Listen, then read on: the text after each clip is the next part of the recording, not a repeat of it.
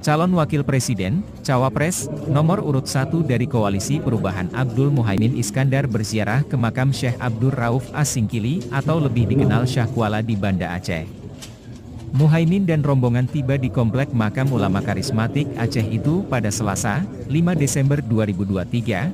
Sebelum melakukan ziarah, Muhaimin disambut dengan tradisi Pausijuk sebagai bentuk rasa syukur, keselamatan, dan kemenangan pada Pilpres 2024.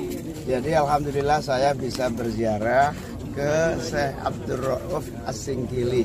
Beliau adalah mufti, pimpinan ulama dari Kerajaan Aceh Darussalam. Beliau adalah penterjemah Al-Quran dalam bahasa Melayu yang pertama di dunia. Pertama kali menerjemahkan dalam bahasa Melayu yang pertama.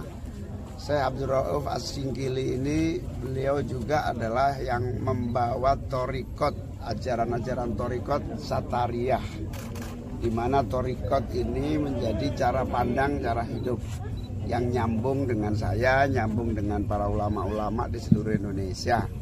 Di mana torikot adalah jalan menuju Tuhan Yang Maha Kuasa, jalan menuju Allah Subhanahu wa Ta'ala.